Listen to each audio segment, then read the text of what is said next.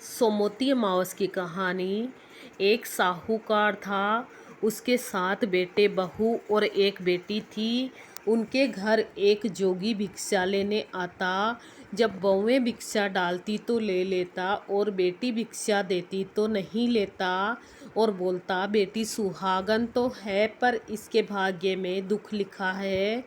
ऐसा सुनकर बेटी दुबली होने लगी तो माँ बोलने लगी कि बेटा तुझे क्या दुख है, तू क्यों सूख रही है। बेटी ने माँ को जोगी वाली बात बताई तो दूसरे दिन माँ छुप कर देख रही थी और बेटी जो कह रही है वो ठीक कह रही है, ऐसा सोचा।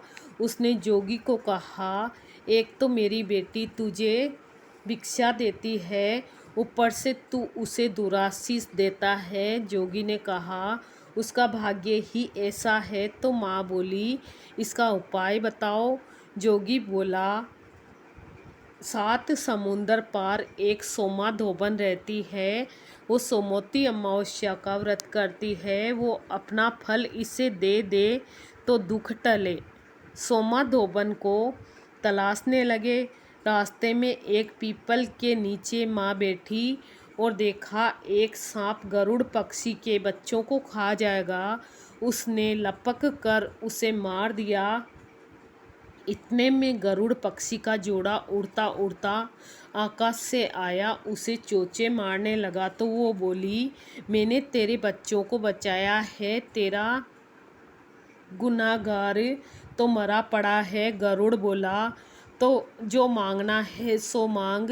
साहूकारनी बोली, मुझे 7 समुंदर पार पहुंचा दे। गरुड़ ने सोमा धोबन के घर के पास उसे छोड़ दिया। वहाँ सोमा धोबन के 7 बेटे बहू थे। बहुएं काम करते बहुत लड़ती थी। सोमा धोबन को खुश करने के लिए सबके सोते समय साहूकारनी सारा काम कर देती और चली जाती। सब सोचने लगे, ये काम कौन करता है। सोमा धोबन ने सोचा, कौन सी बहू ज़्यादा काम करती है, ये देखना चाहिए।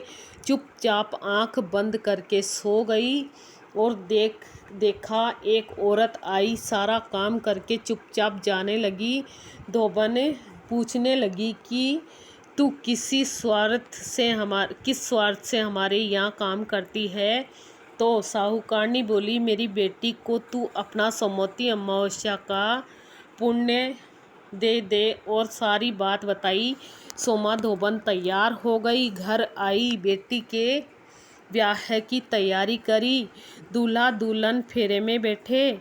दूल्हा के पास धोबन मिट्टी की हांडी, कच्चा दूध, कच्चा सूत लेकर बैठी। इतने में दूल्हे को डसने के लिए सांप आया। धोबन ने उसे हांडी में डाला और कच्चे सूत से हांडी बांध दी। तो सांप बोला, दूल्हा तो डर के मारे मर गया, तू इसे जीवन दान दे।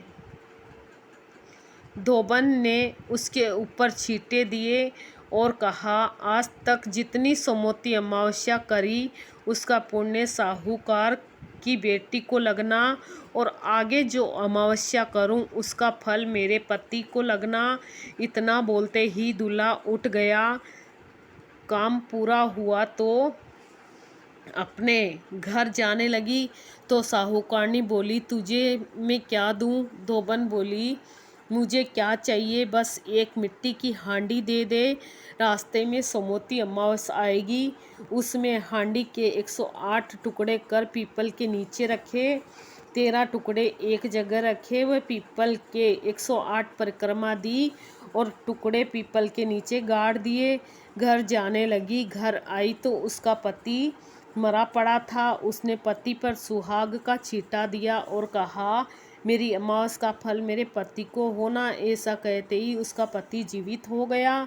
एक ब्राह्मण आया और बोला, सोमवती अमावस्या का जो किया हो वो दान दो। ब्राह्मणी बोली, रास्ते में अमावस आई तो मैं कुछ नहीं कर पाई और जो किया वो पीपल के नीचे गाड़ आई।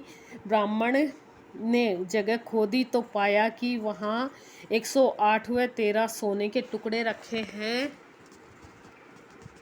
इकट्ठे करके वो घर लाया और धोबन से बोला, इतना धर्म किया और कहती हो कुछ न किया। धोबन बोली, ये सब तुम्हारे भाग का है, ले जाओ। ब्राह्मण बोला, मेरा तो चौथा हिस्सा ही है, बाकी 3 हिस्सा आपकी इच्छा हो जिसको दो। ब्राह्मण ने नगर में ढिंढोरा पिटवा दिया, सब जने सोमवती अमावस्या का व्रत किया करें। हे सोमवती अमावस्या साहूकार की बेटी को दिया वैसा सब को अमर सुहाग देना, खोटी की खरी अधूरी की पूरी। सोमवती अमावस की कहानी। सोमवती अमावस शंकर भगवान पार्वती जी की जय।